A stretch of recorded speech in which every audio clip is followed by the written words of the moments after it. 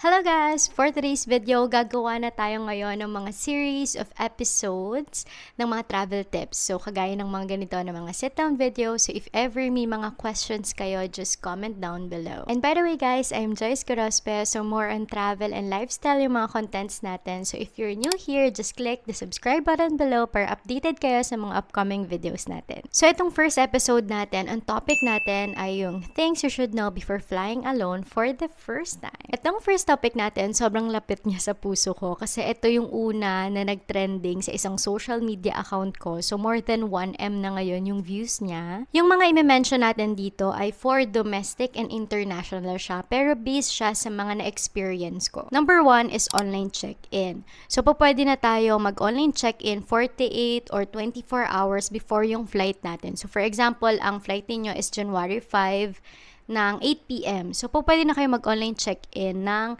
January 3 ng 8 p.m. Or minsan, sobrahan nyo lang ng konti. So, pero ako, personally, ang ginagawa ko ay 24 hours before yung flight ko. So, ano bang meron sa online check-in? So, ito yung pwede na tayo makakuha ng ating e-boarding pass. So, ito yung pe-present natin sa officers, sa mga staff, 'di ba? Kapag chine-check nila yung details about sa atin and even sa boarding gate, yun ay ipapakita natin. So, pwedeng screenshot yan or mag-reprint kayo sa airport or kayo na mismo yung mag-print sa inyong mga bahay. Pero if ever na ayaw nyo naman na mag-online check-in, it's okay, pero agahan nyo talaga kailangan sa airport kasi kailangan yung pumila dun sa counter. So, lalo na kapag peak season, so sobrang dami, sobrang haba. Lalo na nung December, sobrang dami na nagta-travel.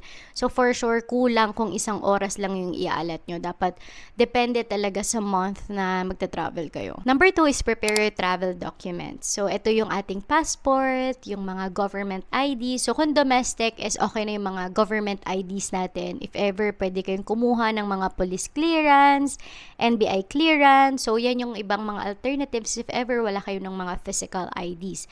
For students, yun. Yung student ID nyo lang, yung valid na school year ng inyong school ID. So, yung ating mga ticket naman, so pwede yun kung gusto nyo mag-print kayo o kaya naman sa phone nyo na lang. So, ina-allow naman siya. If ever din na nag-work kayo, mas maganda na meron kayong printed copy talaga ng inyong COE.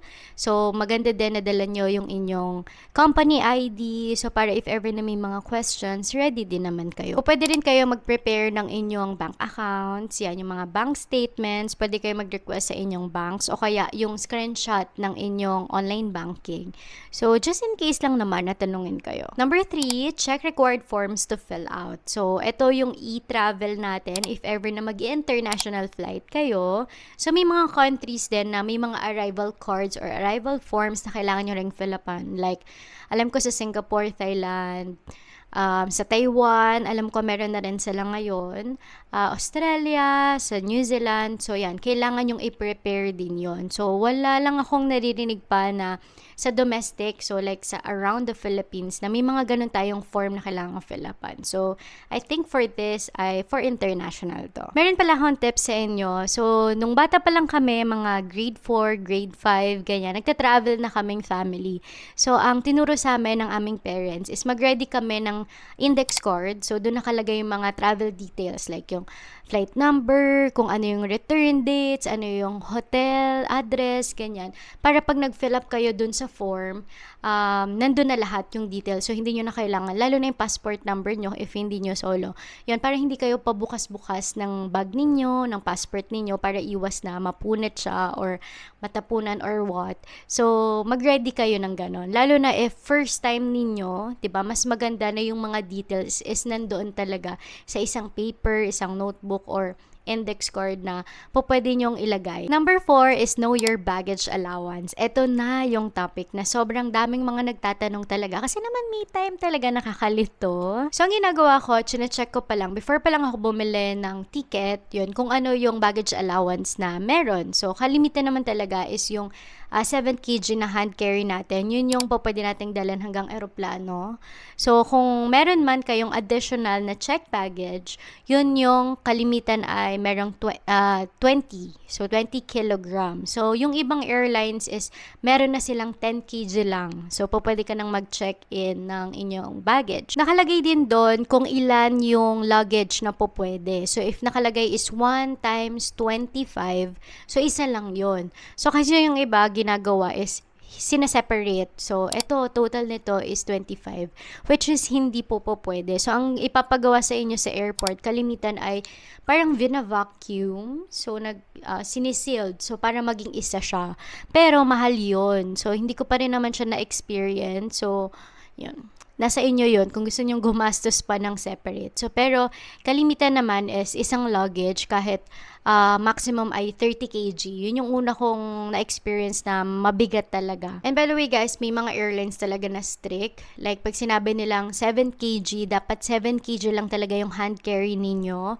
Pero may mga airlines din naman na mababait. Like pag may mga check baggage nga ako na sabihin natin 25 yung allowance ko. Pero parang mga 25.4 ako, 0.5, yun, pinapayagan nila ako. Number 5 na tayo, pack essentials in your carry-on. So, ito yung hand carry natin na bag or luggage. So, again, may mga restricted, may mga bawal talaga na mga items sa hand carry. So, ang maximum na liquid ay 100 ml. So, per bottle naman siya. Ang alam ko ay maximum ay 10 pieces na ganun. Pero mas maganda na bumili kayo ng mga travel packs talaga or travel bottles na pwede ninyong i-transfer yung mga malalaki ninyong liquids na ginagamit, like yun sa mga makeup, sa mga skincares, ganyan. So, pwede naman kayo magdala ng mga snacks, yung mga chocolates, yan, may mga tanong sa akin na ganun. Syempre yung mga damit ninyo, shoes, yan, pwede yung mga gadgets ninyo, power banks, pwede din yung power banks, pero may mga airlines talaga, pinagbabawal nila na gamitin mo yung power bank during flight. So, yung in-flights na natin. So, yung nasa ere na tayo. So, bawal na siya. So, for safety din naman yun, kaya sumunod na tayo. So, make sure na lang natin na fully charged na yung inyong mga phones before kayo sumakay ng eroplano. Number 6, arrive early at the airport. So, ito ang pinakamahalaga kasi baliwala lahat ng mga preparations na nabanggit ko kung hindi kayo dadating ng maaga sa airport kasi yun nga, pwede kayong maiwan ng eroplano. Kung international, ako kalimitan na is 4 to 5 hours before yung flight. Pero pag domestic, mga 1 to 2 hours before yung flight. So, lalo na pag naka-online check-in na kayo. Kasi, mas mabilis yung process pag domestic kapag naka-online check-in na kayo. Pero dahil first time ninyo, mas maganda na agahan nyo na din. Lalo na kapag December, January, Holy Week yan, basta holiday, agahan nyo kasi for sure maraming tao, maraming naghihintay at traffic. So kaya yan, mag-alat na kayo talaga ng mahaba-habang oras pag kayo ay pupunta ng airport. Okay, dahil nasa airport na tayo, so ito na yung process na gagawin niyo sa airport kung domestic and international. Unahin natin yung domestic. So if ever na naka-online check-in na kayo, kagaya ng nabanggit ko kanina, kung meron kayong hand carry lang kayo, wala kayong iba-bag drop, wala kayong check baggage, wala kayong additional baggage. So ito ang gagawin niyo. I-screenshot nyo lang yung inyong boarding pass, ipepresent nyo yon sa lahat ng mga staff or security na naghahanap ng inyong boarding pass or ng inyong ticket kasama ng inyong valid ID.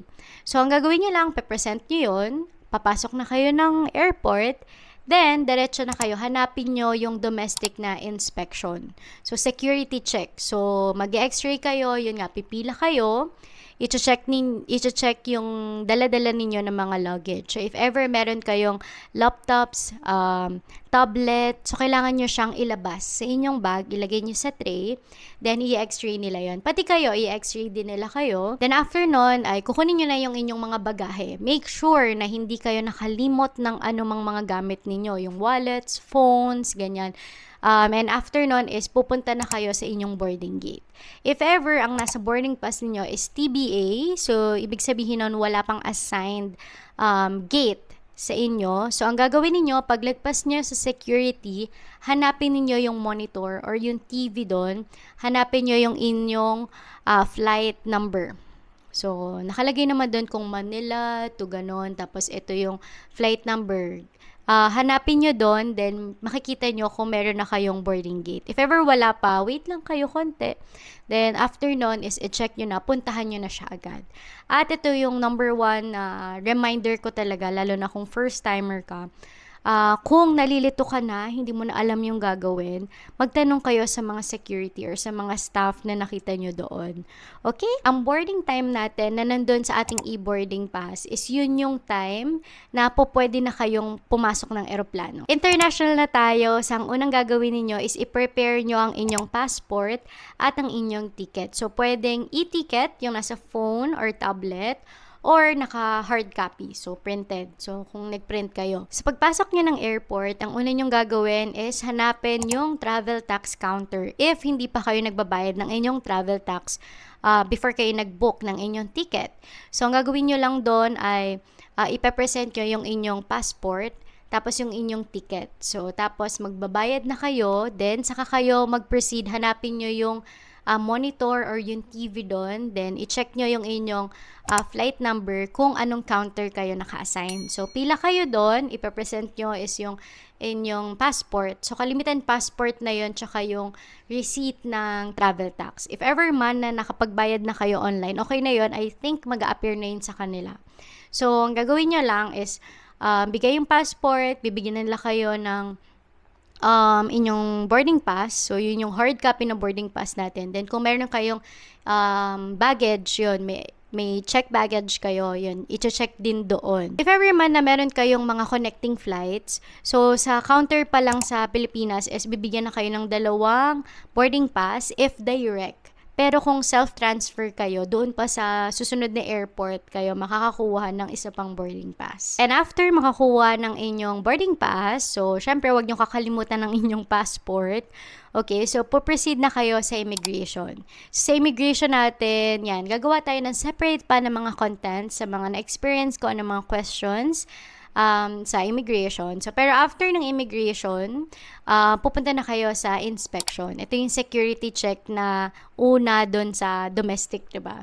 So, sa security check, ang difference nila sa domestic, dito, kalimitan tinatanggal yung shoes natin, yung mga jackets, yan. Ganun pa rin yung process. If may mga tablet kayo, may laptop, kailangan nyo pa rin ilabas siya sa, ilagay dun sa tray. Tapos yun, x-ray kayo, and after that, pupunta na kayo sa inyong boarding gate. So, same din, if ever na naka-TBA pa yung inyong boarding gate dun sa inyong boarding pass, ang gagawin nyo lang is hanapin nyo dun sa monitor or sa TV sa may boarding area. Then, hanapin nyo yung inyong flight details or flight number. Then, punta na kayo doon sa inyong boarding gate. So, ang boarding gate ay may mga upuan doon. So, pwede kayo na maghintay doon hanggang sa yung nakalagay na time doon sa inyong boarding pass ay yun na at tawagin kayo na boarding nyo na. Or pwede naman kumain. So, maraming mga kainan naman sa boarding area. Dahil bawal tayong mahilo dahil mag-isa kayo at first time ninyo. So, siguraduhin nyo na lagi kayong busog, 'di ba? At attentive kayo. So, dapat laging aware kayo. Ganon. So, kung may mga announcement man, makinig kayo, baka flight nyo na yon, baka may mga changes. So, yan ang isa pa na kailangan ninyong tandaan. So, laging aware kayo. Hindi porket ang aga nyo pa, nasa boarding area kayo, matutulog kayo, wag na wag. Kasi, yun, baka kayo na, boarding time nyo na, ay nakatulog ka. Okay? So, that's it lang guys. I hope nag-enjoy kayo at marami kayong natutunan. So, if ever may mga follow-up questions pa kayo, just comment down below. If ever din na kailangan nyo ng mga travel itinerary, so meron akong nakalagay dyan na link down below sa ating description box. So, yan yung mga napuntahan ko na ng mga countries, na mga areas sa Pilipinas na ginawan ko ng itinerary. So, baka makatulong yan sa inyo. And if ever may mga upcoming kayo na mga travel, kailangan nyo ng mga travel activities, ng mga hotels, pwede nyo gamitin ng aking click promo code na Joyce Gorospe para maka-discount kayo. So, again guys, thank you very much for watching. Follow for more. Bye!